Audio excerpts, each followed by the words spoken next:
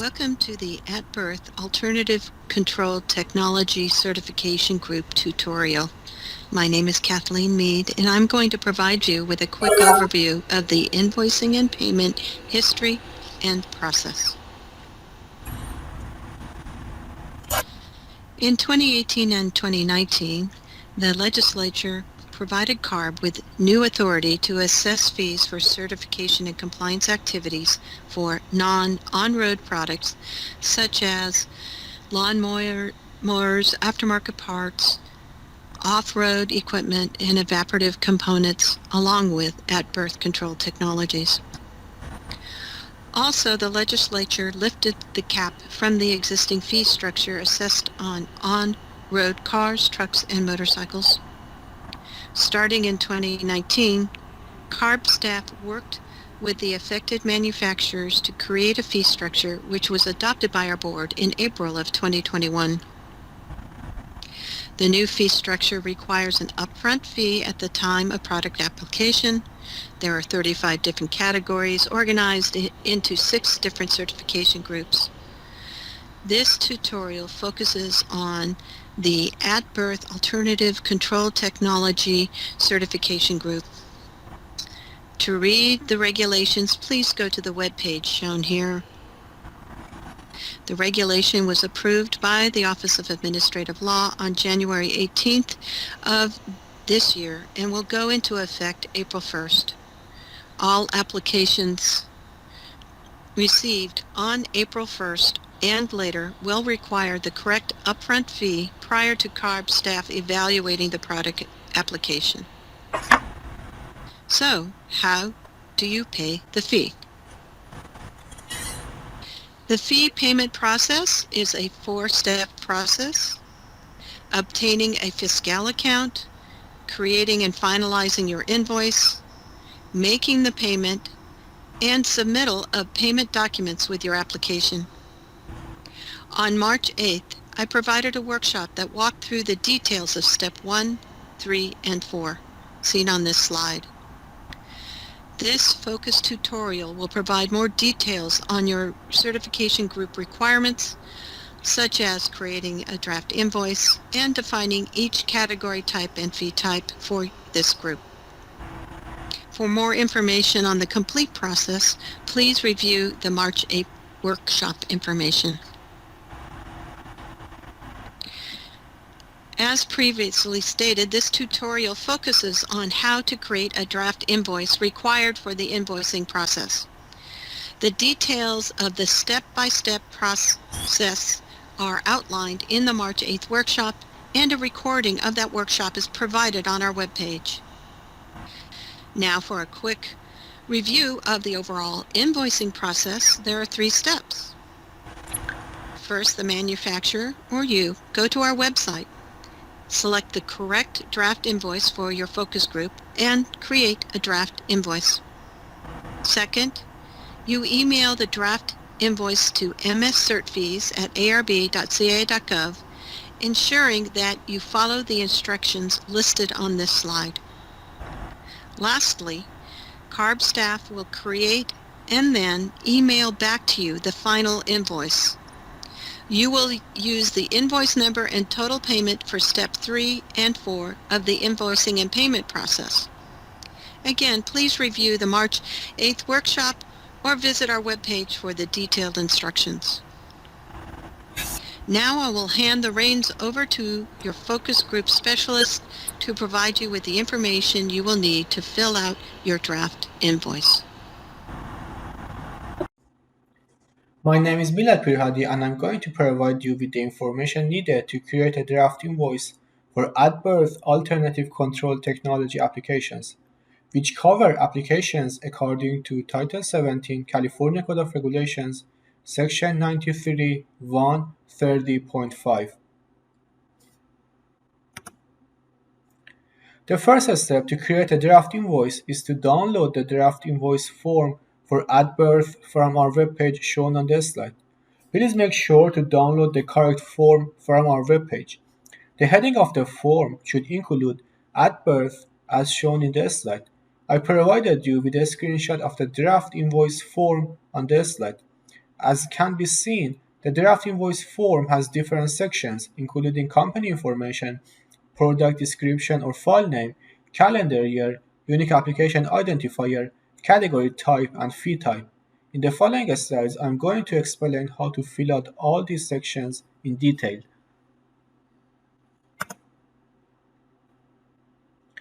In this section, please note that invoice number and invoice date should not be filled out by you. Invoice number and invoice date are for CARB use only, and CARB staff will fill them out later. You need to fill out all the other sections shown in the slide. For company name, address, city, state, zip code, country, contact name, contact phone number, and contact email, you need to use the company name, company address, and contact name and information associated with the application. For fiscal account number, you need to use the fiscal account number supplied to you by CARB. Please note that the parent company name, address, and payment contact may be different in the fiscal account than in the application contact. In other words, the information identified in the company's fiscal account can be different from the company's technical contact information identified in the application. If you do not have your fiscal account number, please contact Milad Pirhadi at milad@arb.ca.gov. For payment row number, each row represents one at-birth application. Moreover, each row represents an application on which a payment is required.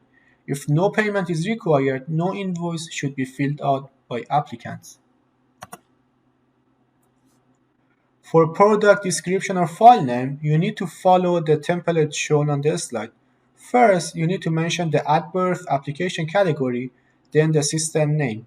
I have provided you with two examples. The first example is initial test plan of System X. The second example is design modification of System Y. For calendar year, you need to provide the year in which the application is submitted. For example, 2022 as shown in the picture. The next section is the unique application identifier. You can see a couple of examples for the unique application identifier in the picture. I'm going to explain how to create the unique application identifier in detail in the next slide.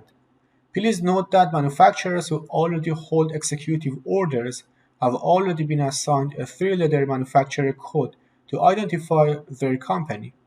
This code is used in the unique application identifier. If you do not already hold an executive order and have not been assigned a code, please contact milad.pirhadi@arb.ca.gov as shown in this slide to obtain a three-letter code to identify your company. In order to create the unique application identifier, you need to follow the template shown in blue in this slide, where AB represents the Executive Order Series Group under Title 17, California Code of Regulations, Section 93.130.5 for At-Berth Regulation. AB is constant for all the unique application identifiers. Then we have 3 zeros, which is constant for all at-birth applications. Y is the calendar year code of year submitted. For example, for 2022 submittals, Y is equal to N, consistent with EPA engine family lettering. MAN is the manufacturer three-letter code assigned to you by CARB. For example, it may be ABC for Alphabet Incorporation. Next, we have three numbers which represents the ordinal application or submittal received from that manufacturer in the calendar year. For example, 004 means the fourth application or submittal received from that manufacturer in 2022. X represents extension, which is 0 if it is a new application, or the existing EO number if it is a modification or other submittal regarding an existing EO. In the example of AB-000-N-ABC-002-0, extension is 0, which means it is for a new application. In the example of AB-000-N-ABC-002-14-02, extension is 14-02, which means it is a modification or other submitted regarding an existing EO, where 14-02 is the existing EO number.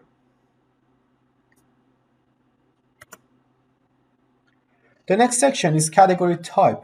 The At-Berth category has multiple category types based on the application process and implementation. You can select the proper category type from the drop-down menu. For At-Berth, we have 5 different category types, including test plan review fee, At-Berth application fee, CEMS data review, design change fee, and minor amendment fee. In the next slides, I'm going to define each of the At-Berth category types. As indicated in this slide, test plan review fee means any fee paid at submittal of the initial test plan to the California Air Resources Board in the application process pursuant to Title 17, Section 93(1)30.5, subsection F. As indicated in this slide, At-Berth application fee means the fee paid when submitting an application to the California Air Resources Board pursuant to Title 17, Section 93(1)30.5, subsection H. Applications shall not be accepted until the applicant receives an approved test plan and conducts all testing.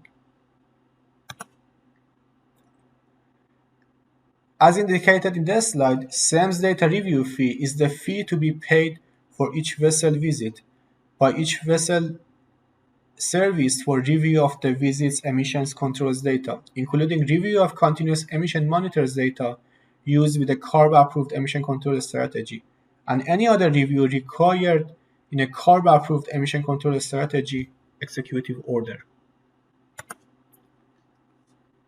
As indicated in this slide, design change fee means any fee paid when modifications are made to the CARB-approved emission control strategy require a review of additional emissions testing pursuant to Title 17, Section 93(1)30.5, subsection I2.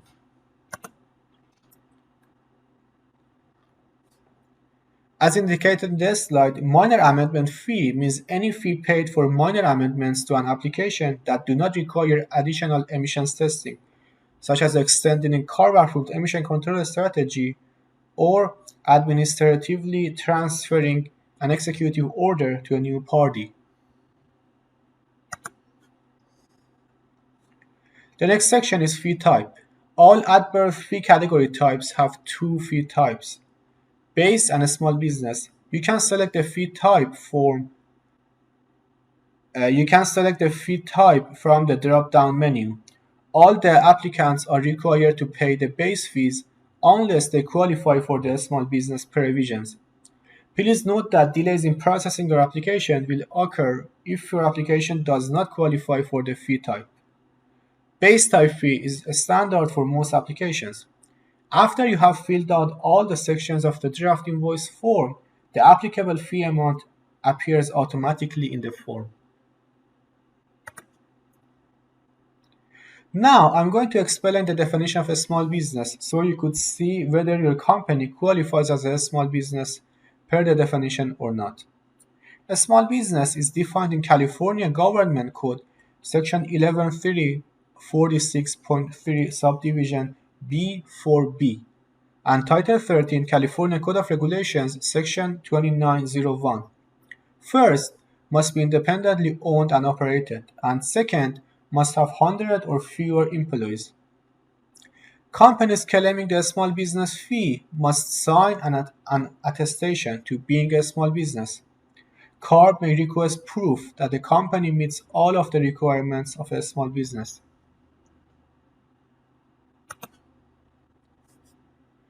After you have filled out the draft invoice form, please don't forget to save it for your records.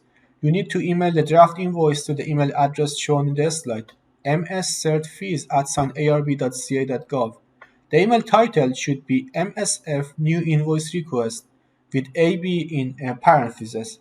In 1 or 2 business days, CARB staff will return your email with a PDF of the final invoice with the invoice number and date applied. Do not pay your fees until 5 days after receipt of your final invoice.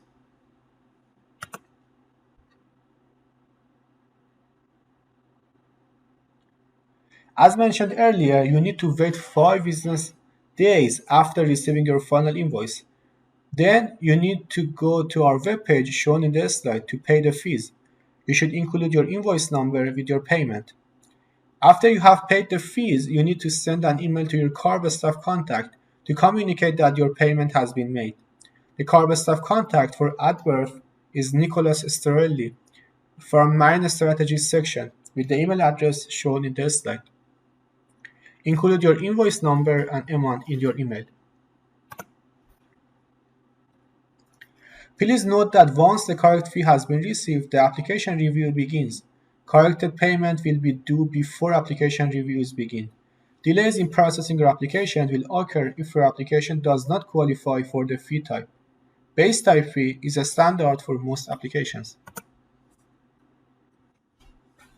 Final invoice with applications shall be submitted to the email address shown in the slide. For more information, you may contact your assigned certification staff or go to our webpage with the address shown in the slide. Also, you may email mscertfees@arb.ca.gov shown in the slide for more information. Please include in your email header the nature of your inquiry and your category type, which is AB in parentheses. We recognize that this is a lot of information to digest. Please don't hesitate to reach out to me at milad.pirhadi@arb.ca.gov if you have any further questions. Thank you.